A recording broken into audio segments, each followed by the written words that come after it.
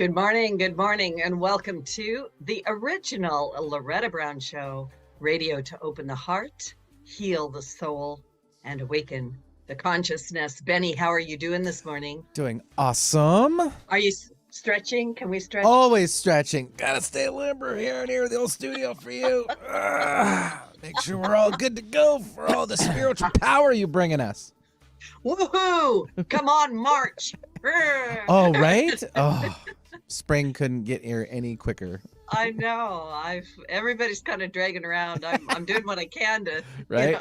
stay up there. But man, my clients have all been like, they're all showing up kind of like, Well, a lot of them last week had breaks. I know my kids didn't, but my girlfriend's kids had a break at their school, so they're kind of coming back, and they're like, it's so dragging their first week back, and you gotta. Well, then we've had snow and. Yeah, but that's fun. I don't know why people are bummed about that. Yeah. Must be the Alaskan in me. Is that what it is? Yeah, it probably is. The colder, the better. Maybe. Yeah. But not my heart. That's right. Oh, there we go. That did it for me. I'm all good now. Thank you. You're welcome. I have to get my Benny fix or something, right? That's great. Anyway, I hope everybody out there, you're doing good. I have a wonderful guest today, and I can't wait to bring him on. Of course, I'm going to do my little opening parts here and then get him on. You're going to really want to listen to this show, and it might challenge you a little bit. So I do have a Reiki 2 class coming up this coming Sunday, March 5th. And if you want to learn Reiki, go to schedule.reikioasis.com and sign up for the class. And also, you can email me at reikioasis@gmail.com if you have questions about it. There's always something going on there. You can schedule everything at schedule.reikioasis.com. And just a big reminder, I'm in the office on Wednesdays and Fridays, and Monday, Tuesday, and Thursday. You are going to get a Zoom call with me or a remote session. I just have people all over the world, and that's just kind of what has happened. So I hope you stay in your beautiful positive energy, because boy, do we have a lot of stuff going on in the sky. In fact, I was trying to figure out how to condense it this morning because I don't want to spend a whole hour on astrology, but we've got stuff happening today. March 2nd is what we call a lucky day. And for those of you that have been watching the skies, we have Venus and Jupiter kissing each other. They're very, very close. I know. Adorable. Isn't that adorable? I know. And Big Daddy Jupiter's like, come on, believe in yourself. You can do it. And Venus is like, well, it's love. It's love, baby. Aww. Right? and it's in next to that moon, which we've got a big full moon in Pisces. So we have both the moon and the sun in Pisces. Oh, I know. So it is magical. It is something that can bring really good luck or just really good energy, the beauty and miracles and things like that. Because these two planets are called the two benefits or the beneficence. Try to say that fast 10 times. And the ancients called them that because they're both associated with all the good things.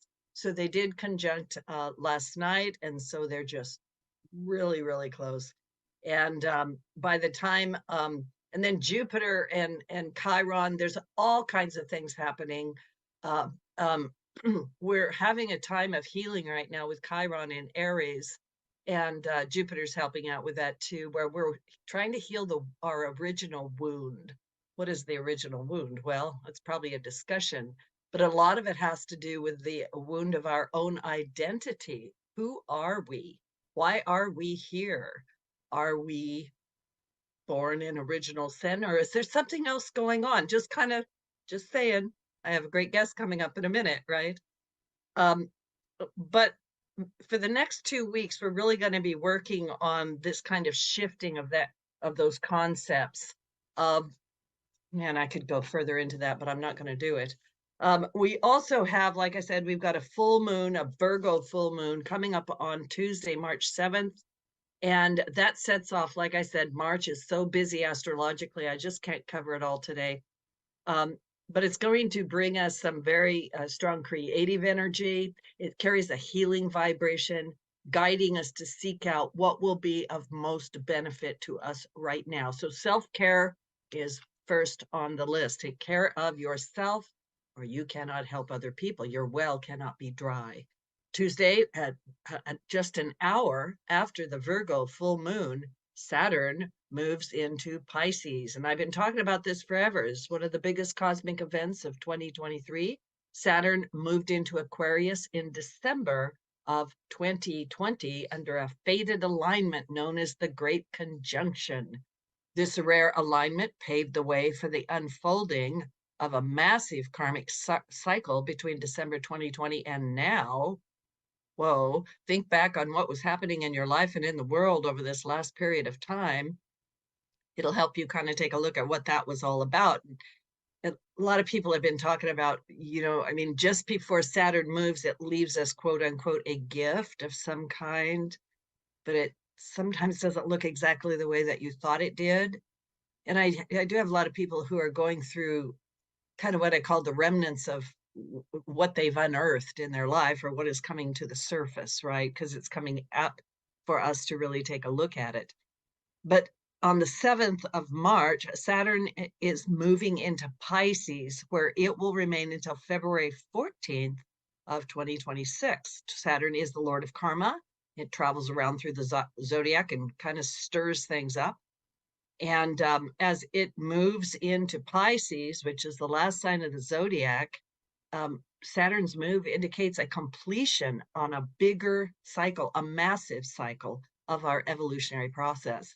Pisces is a water sign. It represents the light, the dark, the unseen world.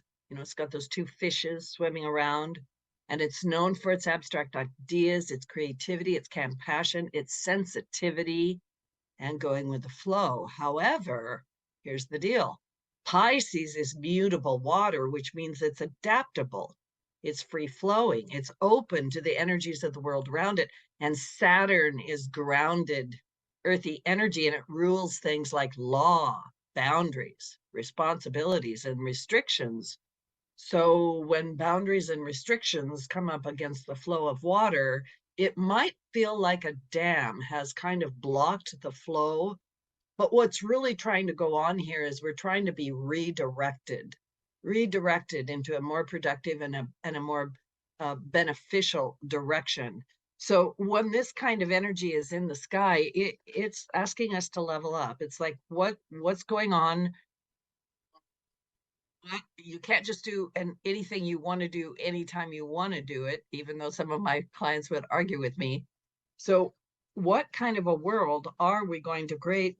What can we create? Where are we at? So anyway, I'm going to go back to the kissing of Jupiter and Venus and the moon. Remember that, well, I'm just going to say this. You might be more powerful than you think you are. That brings me into my guest. So I have a wonderful guest today. Neil Douglas-Klotz is an internationally known scholar in the fields connecting religious studies, comparative, Semitic, hermeneutics, and psychology, as well as a poet and a musician. He is the past chair of the Mysticism Group of the American Academy of Religion and active in various international colloquia and conferences dedicated to peace and spirituality. His best-selling works include Prayers of the Cosmos, Desert Wisdom, The Hidden Gospel. I love the titles of those books. And the Genesis Meditations. And we're going to talk about his book, Revelations of the Aramaic Jesus, where Neil brings Aramaic translations of Jesus's recorded words and teachings through his native tongue, and answers many questions clearly and consistently, even if unexpectedly, no matter which gospel you have in your hands. Welcome to the show, Neil. I am thrilled to have you here. Thanks, Loretta, and thanks for that astrology forecast. My wife had told me about the Venus-Jupiter thing because she's astrology trained, but I hadn't heard this Pisces Saturn thing. So that was very helpful. Thank you. Yeah, you're welcome. And it's a big effect for the next 3 years. I've been talking about it with my clients. Like, where is that in your chart, and what does that really mean? But as well as I do, that we've got a lot of changes right here. It's happening right now, people. It's happening right now. Yep, that's right. So I have this amazing book, Revelations of the Aramaic Jesus, and I really mean, like, I was riveted and wished I could memorize it, right? Like, I'm probably going to go back through it. I was raised in the church, and so I know a lot about, the Bible. But I want to kind of just insert a little bit here about you and how you got into this work, because I want people to understand how long you've been doing this, actually. Yeah. Well, yeah, I mean, I've been doing it sort of academically for the last 40 years. But before that, what was spurred my interest was, more of an inner directedness. It was more of a spiritual feeling for Jesus that I had from my youth, which did not line up with what the church was telling me. Okay. So this, this is what drives things. I mean, one can't just do such projects for decades just from an intellectual basis. It's impossible. I mean, one could, but then you become like sort of a talking head sort of idiot. So, and I hope I'm not that anyway. Anyway, yeah. So I gathered all this from the last 40 years in this book. Even though I have these previous books, this sort of tries to bring it all together, make sense of it all, and integrate it. So I want to talk about Aramaic, right? So, this was Jesus's original language that he spoke in. Can you talk a little bit about Aramaic? Where was it? Where is it on planet Earth? And why does it matter what language he used? Yeah, yeah, that's good first question, Loretta. Aramaic, which is related to ancient Hebrew, was the common spoken language in Jesus's time in that area, particularly, I could say, exclusively amongst people who were not wealthy or upper class people. So a few people may have spoken Greek or Roman, since the Romans were dominating that area. They were sitting on everyone. They were the empire in charge at the time. But all of Jesus's listeners, as we know, are poor people, and they all spoke this Aramaic language. Now, why it matters is that Aramaic and all the Semitic languages, when I say Semitic, I mean things ranging from ancient Egyptian to Babylonian to Hebrew to Aramaic to Canaanite to classical Arabic. These are all called Semitic languages. They work in a very different way than our normal languages do. And this is the punchline. They have a very different worldview. They have a very different view of life, the world, reality, where we came from, where we're going, than any translation language, particularly than any modern translation language, any European language. So, and that I can speak a bit more about that, but that's why it matters.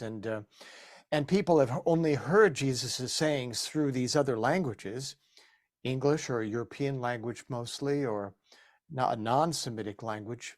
So there is subconsciously, in many of us who are raised Christian, there are still, you could say, nooks and crannies where we have all this stuff that got lodged in us, which is usually we could call something like shame or guilt or any of that stuff, and it hides in crevices that is deeply embedded in us from childhood. So this is one of the reasons I undertook this journey, you could say, and why it's been helpful to other people.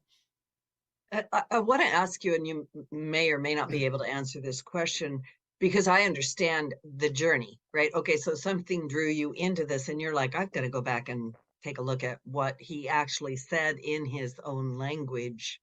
I've lived in other countries, and I actually understand that. I often say English is so limited, right? Like even this word love, what the heck does that mean? We just have that one word, and where do we go with that? Yeah, that's right. So you have so many examples in your book of the translations, right? Going back to the Aramaic, how it kind of changes things. So, like I said, I want to ask this question, might not have an answer. During your journey, your evaluation of this, your discovery of this, how did it change you? Well, one of the major ways it changed me, Loretta, is that in these languages, I'd say first and foremost, there is no separation, there's no border, there's no boundary between what is going on within me and what is around me. This is very, very different than modern culture and the way modern language has construed things.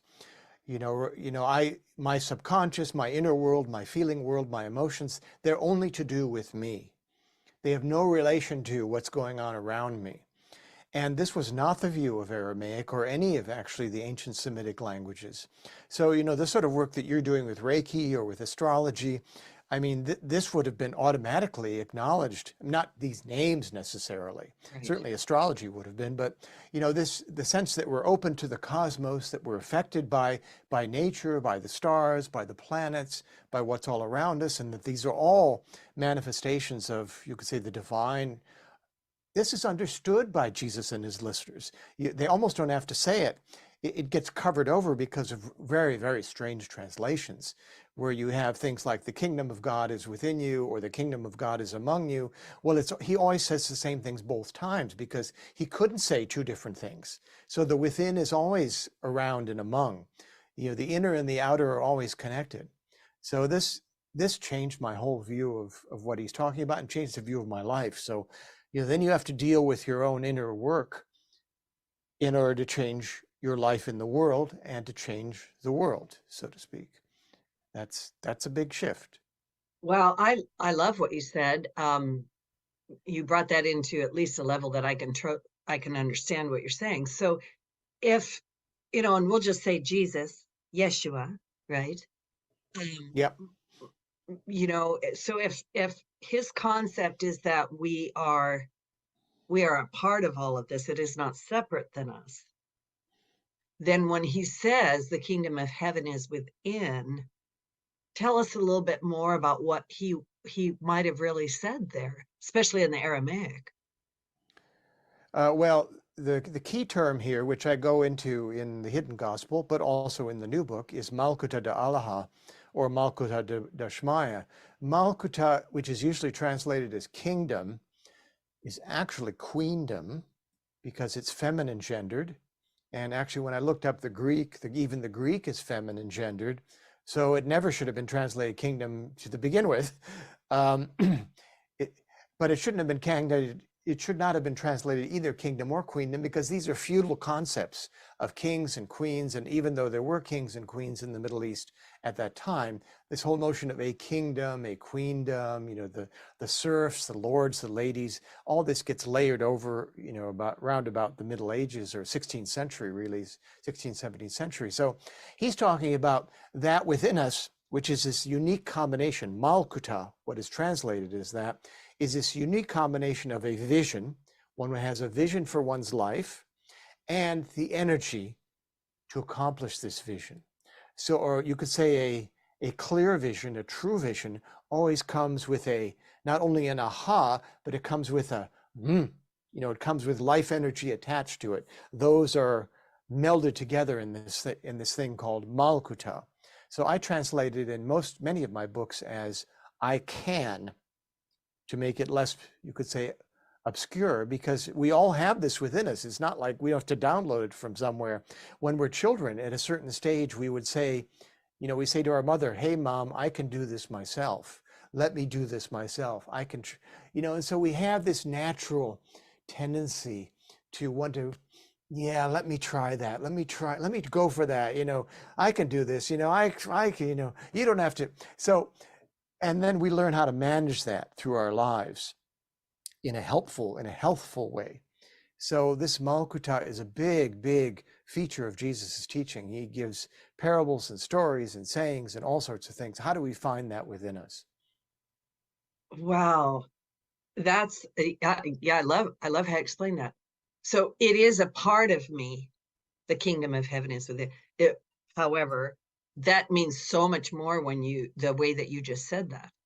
Well, we come into this life, with that potential. We come in, and then so it's up to us. It gets awakened naturally, as I mentioned. Does it get awakened in a healthy way or not so much? So our life journey is partially about that, discovering this canness. What does it mean to be able to do something. And what does I mean? Who am I? Who is the I that is speaking? Is it just me and this body, or is this I connected to something greater? And that's the other main thing Jesus tries to point out, is that this I that we call ourself, our ego, whatever you want to call it, is not isolated. It's connected to a source. We download, I use the word download, but it's, we come in with this sense of an I, of an individualness. Mm-hmm. How do we manage that so that we can learn, so that we can grow, so we can love, so we can discover what we need to do while we're here in these bodies?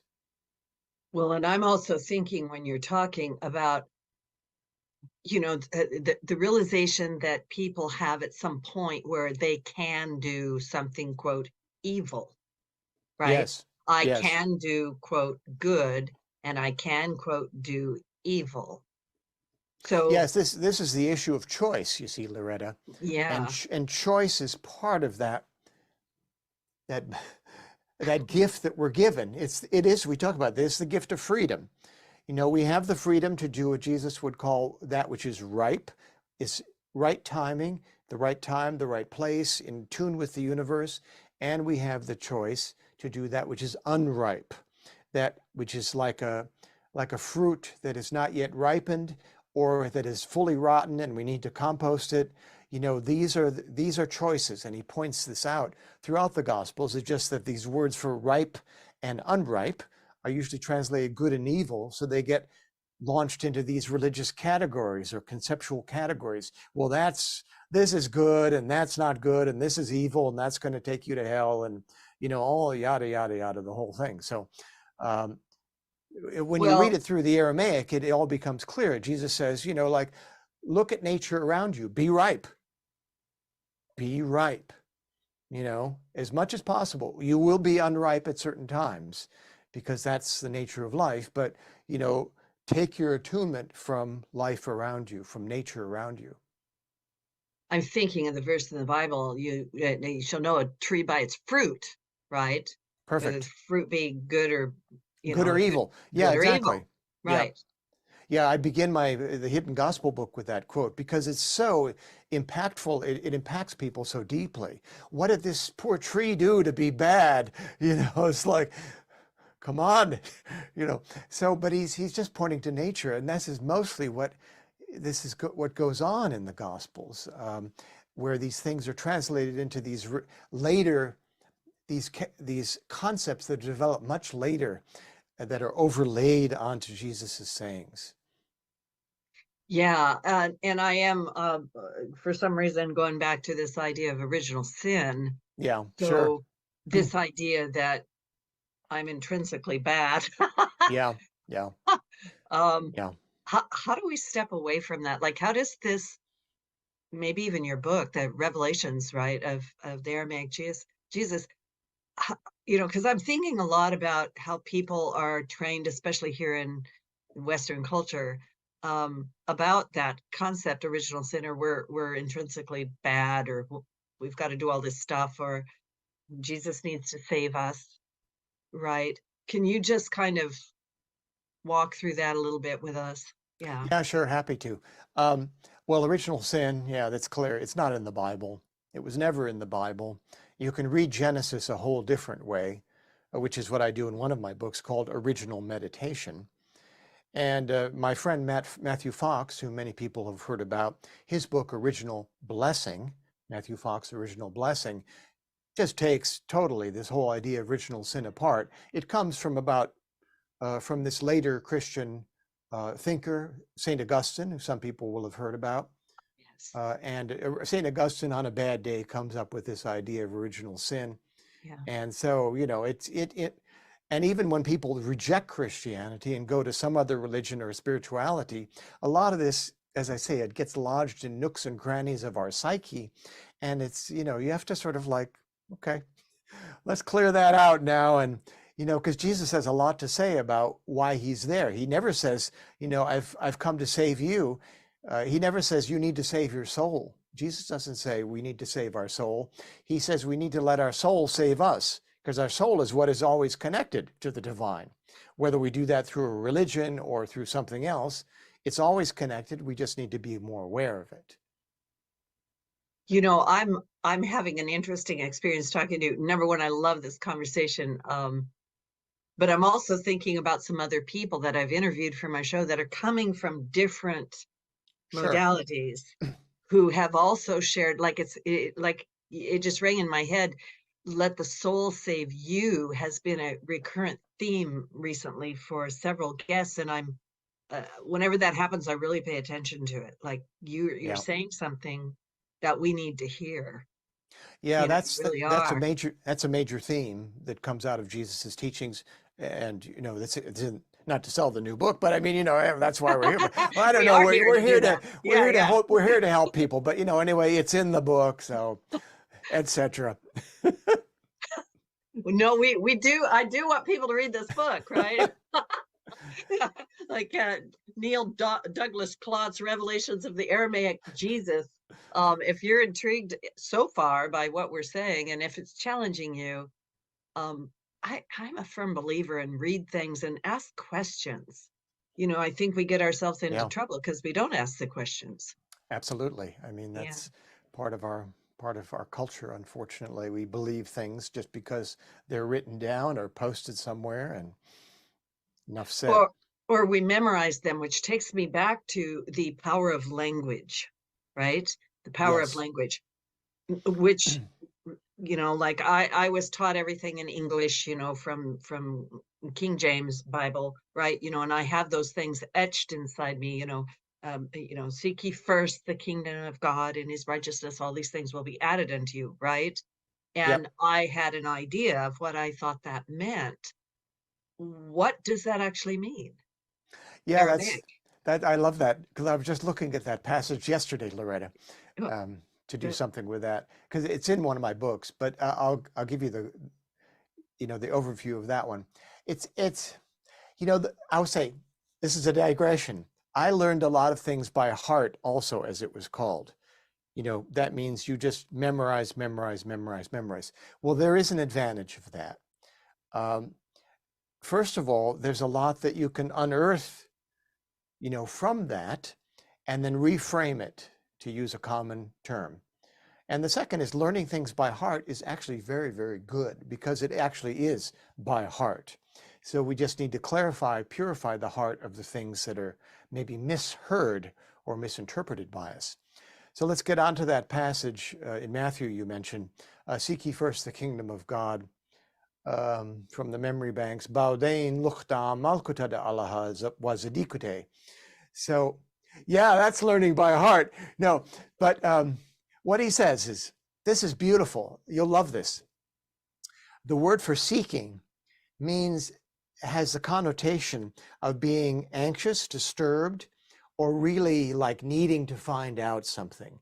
I have this inner turmoil to find something, or to accomplish something, or to do something. And Yeshua says, okay, whatever that is, whatever that may be, that's cool.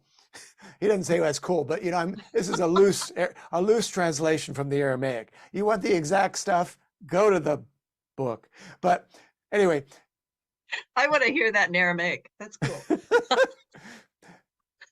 You understand. So I do. My heart's with you. I'm toning down the academic jargon. So anyway, so he says, if you feel anxious, realize this is your soul. You're always on, you're always connected, part of your being that wants to reconnect with Malkuta, with the sense of the I can that is all around you in the cosmos, that is in the divine, that you came in with. It wants you to reconnect with your real purpose. And then it says, wazadikute. And then he says, this is what they translate, your kingdom of God and his righteousness. But this is what they translate as righteousness. It says, this will clarify. This will give you clarity about what you're looking at now, what you're anxious about now. This will straighten you out, which is the literal meaning of the word zadikute. If you feel sort of crooked and, I'm upset and this and that and the other thing, okay, breathe. I don't know, breathe something. You can breathe Aramaic, or you can just breathe and connect. I don't care, it can all work. And then just take a moment and then see if you can connect deeply enough, that will straighten out what's in front of you, what you feel that you have to do. Maybe you don't have to do it exactly now, or maybe you don't have to do it really at all. Yeah. That's just an example. So, but yeah, that's a beautiful passage. It's one of my favorite ones, really. So he says also then, what is it? He says, each day, this is beautiful in Aramaic. In the King James, it says, sufficient unto the day is the evil thereof. You may recall this. Yes. But in Aramaic, the evil, of course, is bisha, which is this unripeness I mentioned 5 minutes ago. Each day, Yeshua says, carries its own sense of, each day carries its own sense of unripeness. That means don't hold on to it. Maybe I wasn't perfect there. Maybe I wasn't exactly in time, in tune there. Well, let it go. Today's another day. Yeah. So he says, each day completes itself with its own share of unripeness. Each day completes itself. Let that day be complete. And then another of the passages he says is, well, tomorrow means things depart, because the word for tomorrow actually means things depart in Aramaic. And another part of this passage is, and I'll just give you the Aramaic, he says, when you empty yourself, which is part of this searching, boiling energy, when you empty yourself, a bit of yourself, the universe will fill you. The universe will fill you with what you need right now. It's great. This is one of my favorite short passages. It's not in the new book, sorry. Disclaimer. It is in my book, Desert Wisdom. Anyway. Yeah. I love that, because you hit on kind of what I have always called my life verses. And I remember pondering, sufficient unto the day is the evil thereof. And I pondered. And I finally got to where I would just say to myself, that's enough for today, Loretta. Right? You got it in one, Loretta. That's it. That's enough for today. Just move on. Tomorrow's another day, right? Well, exactly. Work on it then.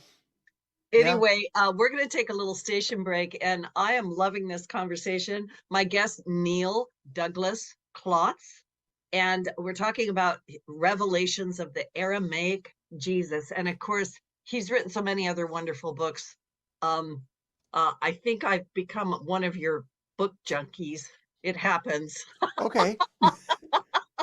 Yeah, we're going to take a little station break. This is Loretta Brown. We'll be right back. We're going to ask some tough questions.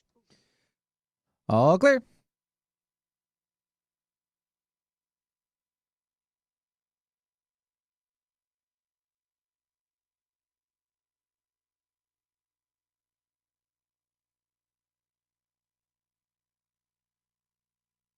Alternative Talk 1150 is your sports organization's safe bet when it comes to airing your team's games. Our players are all seasoned professionals when it comes to sports programming. Imagine your games being heard on local radio. Your team deserves the MVP treatment. Call 425-653-1150 today to learn how affordable and fun it is to broadcast your games on the radio. Call 425-653-1150 and make your next season something special. That's 425-653-1150. Did you know that Reiki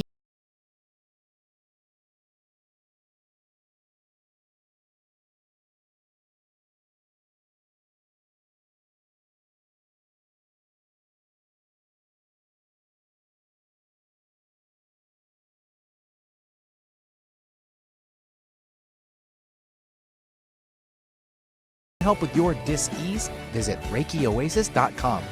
Harness life's energy. Visit ReikiOasis.com today. My husband, Alex Hussey, was hit by an IED in Afghanistan. I was point man on foot patrol, and I stepped on the bomb. Lost my legs and my left hand in an explosion. And he suffered a severe traumatic brain injury. As America's veterans face challenges, DAV is there. There are so many mountains to climb, and we do it together. With the right support, more veterans can reach victories great and small. Seeing Alex learning how to snow ski, that's life-changing. DAV provides a lifetime of support to veterans of every generation, helping more than 1 million veterans each year. Alex did it. He skied down this mountain. That's something he won't forget. With the right support, there are no limits. To see him on that slope and smiling like that, we'll be taking this home. This has meant so much. Thank you, DAV. Alex Hussey, thank you for your service. Support more victories for veterans. Go to DAV.org. Alternative Talk 1150, here to uplift your day. Yeah, now make sure you're heard. All right, here we go.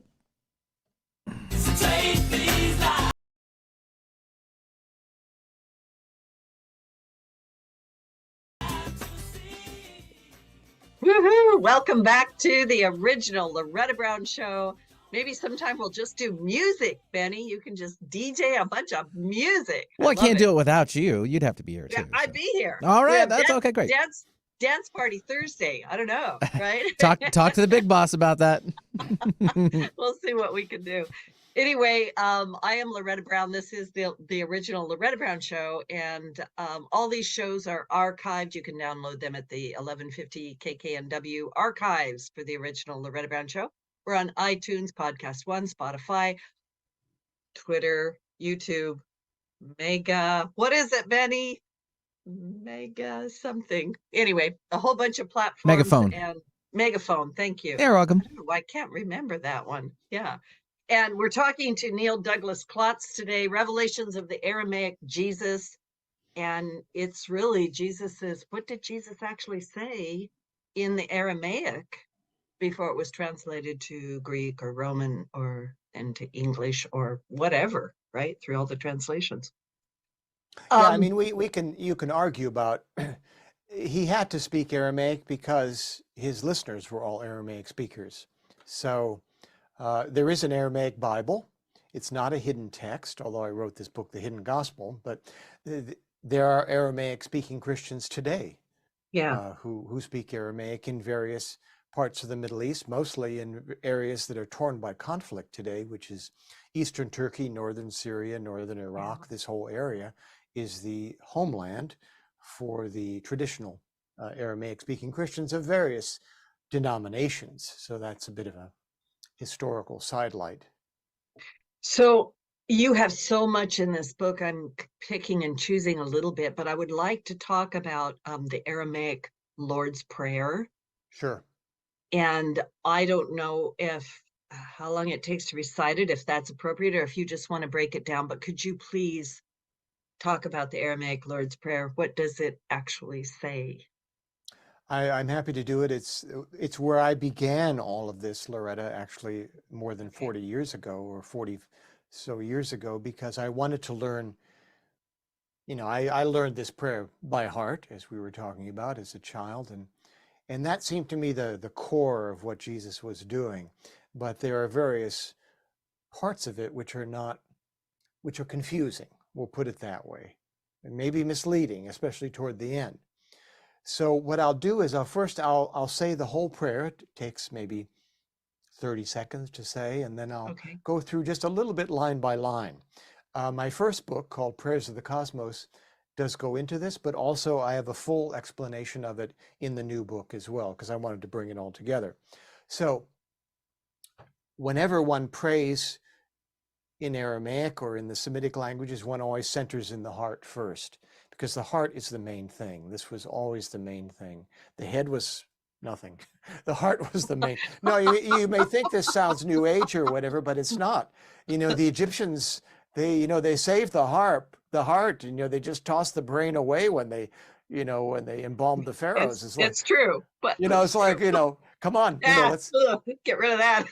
It's gone, So anyway, making light of this, but we breathe in the heart, and I'll just say the words, then I'll go through them line by line briefly.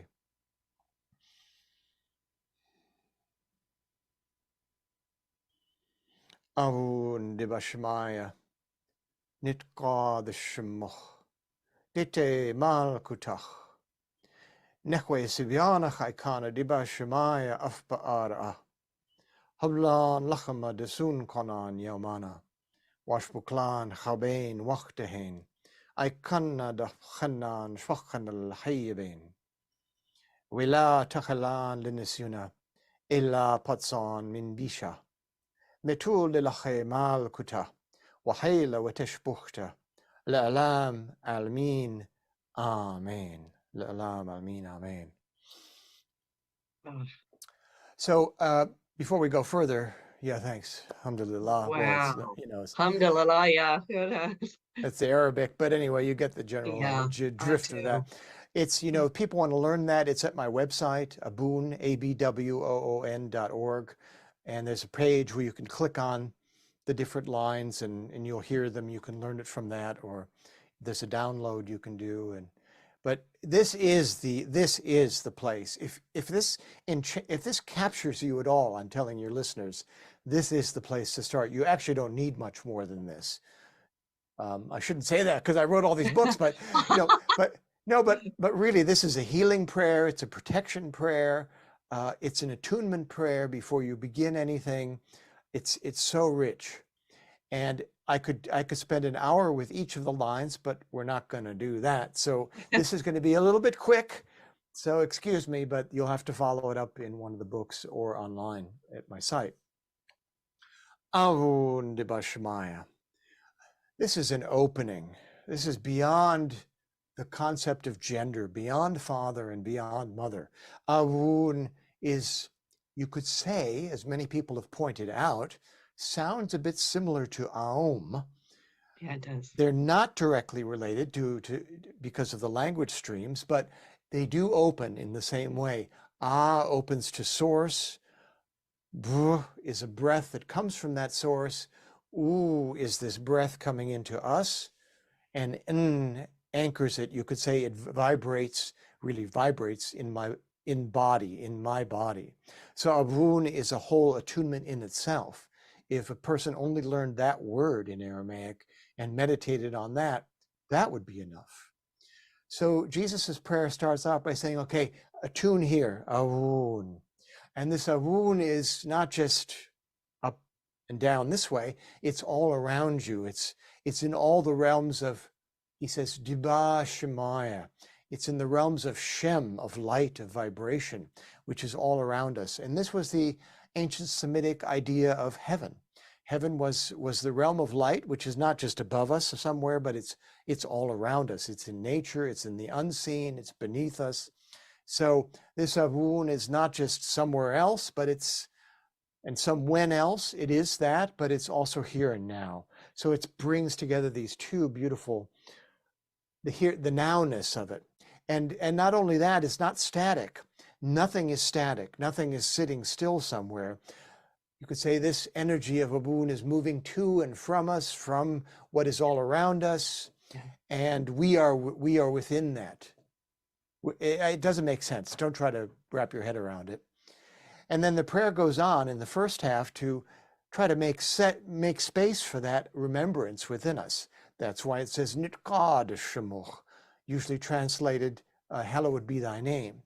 Here your listeners can remember, although hallowed, which is the King James sort of archaic translation, hallowed sounds a bit like hollowing, which is actually closer to the Aramaic than hallowed, because Nitkadish means to create space for something which is holy in our lives.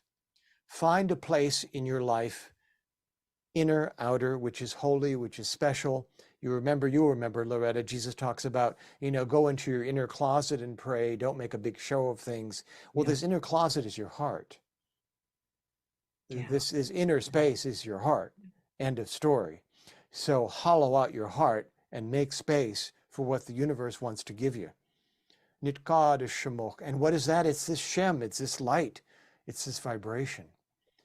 And then where do we go? Well, I already unpacked this one. Tete Malkutach. There's our Malkutah, friend.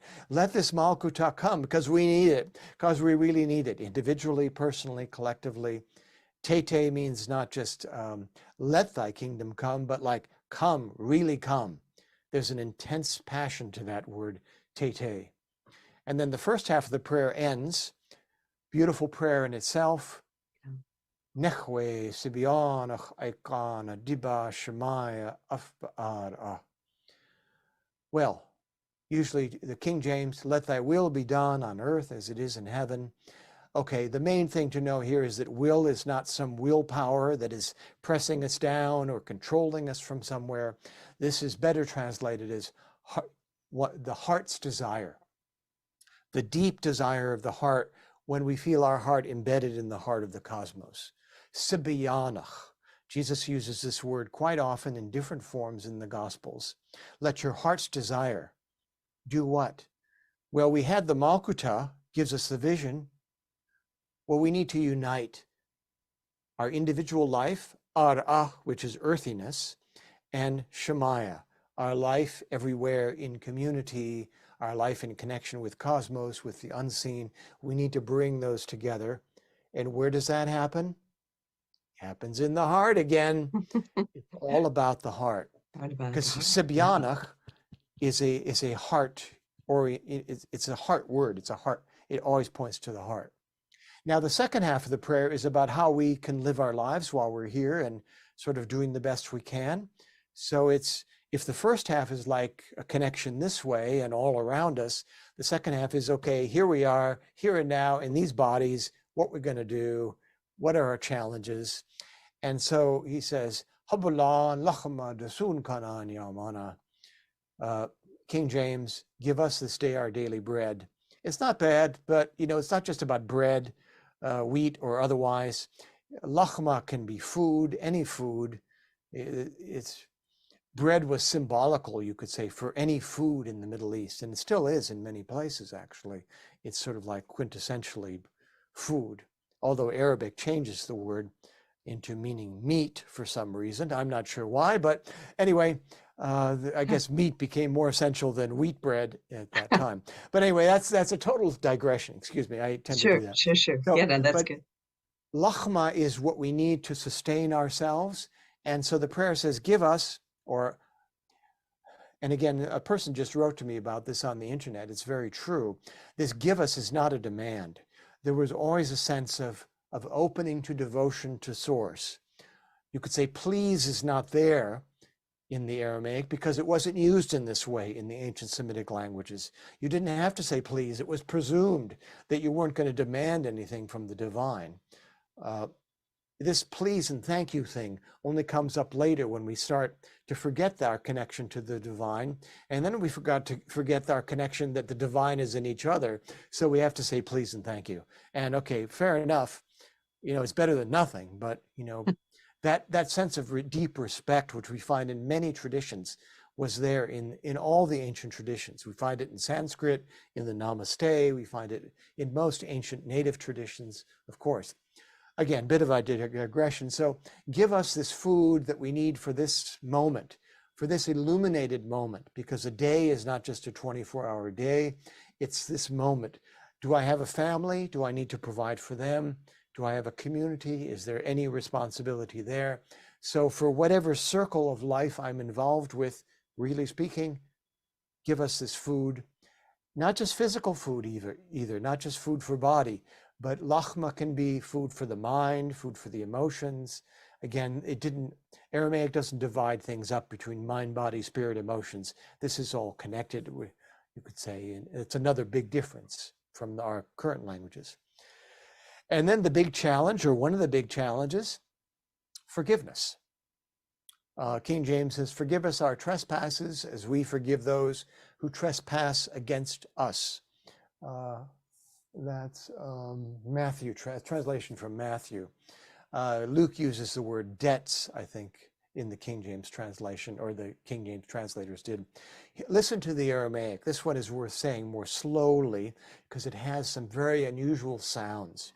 So just breathe and listen to this one.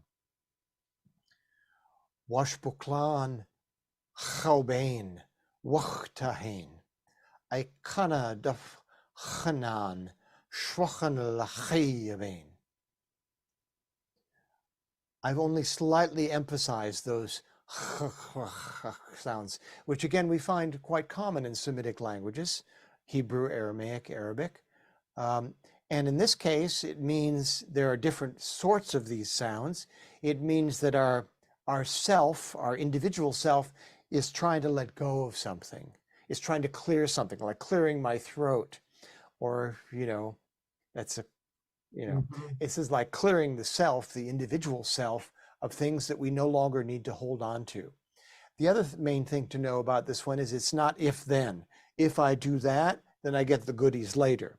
No, this is synchronicity here in Aramaic. This is another big difference. Past, present, and future are not disconnected from one another in Aramaic or the ancient Semitic languages. So whatever happens now is done in the past, carries on into the future. So across all times and spaces, this forgiveness can happen. You may not believe that that's true, but it is true, and it can happen if we really want it, if we feel deeply in our hearts that this releasing can happen. There's other nuances there, but people can read about that. And then the lines that are most commonly mistranslated, not just limited translation, but mistranslation. Wela tachlan lenisyuna ela patsan min bisha. Lead us not into temptation, but deliver us from evil. I wondered as a child, why would God lead us into temptation? You can ask people, you can ask your Sunday school teacher. They'll hush you up real quick if you ask that one. But it doesn't say that. It says, do not let us enter temptation. If you want to use the translation of temptation, wela tachlan lenisyuna, but really nisyuna means forgetfulness. Forgetfulness of what? Forgetfulness of where we came from before we entered these bodies and where we're going. Forgetfulness of the big picture of everything he's talked about in the prayer before that. Don't let us, help us. And it's phrased in the negative because it's going to happen anyway. We are going to forget because it's part of the duality of life, remembrance, forgetfulness. So, wela tachlan lenisyuna, don't let us enter forgetfulness. Ela patsan min bisha. Back to our old friend Bisha. So don't let us set us free from this unripeness. Yes, we will sometimes be out of time, out of place, acting inappropriately, but just, set us free from that as much as possible so we are more and more ripe. But it is phrased in the negative because in the ancient Semitic languages, they understood that this is all part of our inner being. There's no good denying that we're going to sometimes be unripe and sometimes be forgetful. Just include it, and it will gradually, how do we say? It gradually fades in significance. Final line, we're almost home free. This is the line that's only in Matthew, not in Luke. Metul de lache malkuta, wachayla wateshbuchta, lalam almin, amen. What is it? For thine is the kingdom, the power, and the glory. Well, enough said on the kingdom. We already dealt with that. Metul de lache malkuta wahayla. So it's the energy with the vision, and it's the life energy, wahayla, that allows us to go through life. This is the embodied life energy. One thing that's good to remember is that Jesus never talks about life as anywhere else but here and now and everywhere all the time. It's all the same life. And this Trinity is completed by a song, a harmony, which knits our lives together, or can knit our lives together like a song, like a beautiful song. Amen. May this be where our lives start to come from more and more and more. May this be the ground from which our new growth comes. Amen, amen, amen. So I almost made it.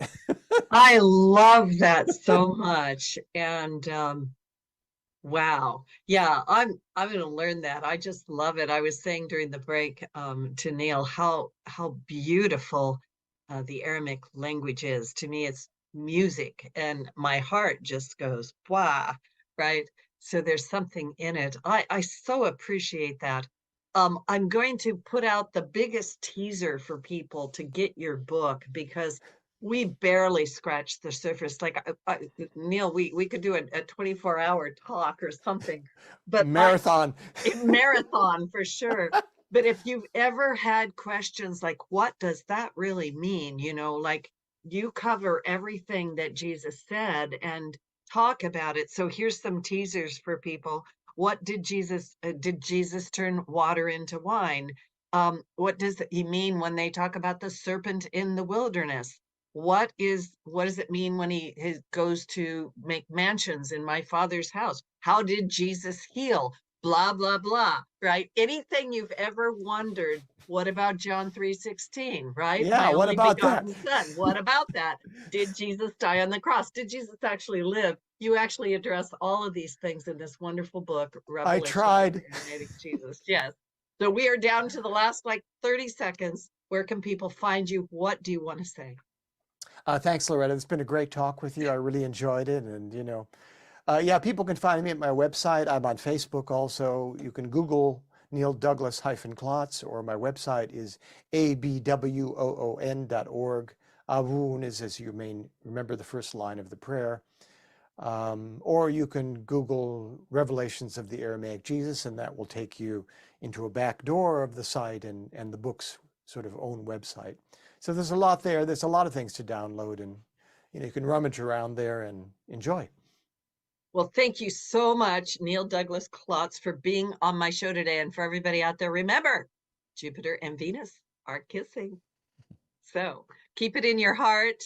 And it's always about love. That's what it is. Yeah. Thank you so much for being on my show. And Benny, you are the best. Thank you.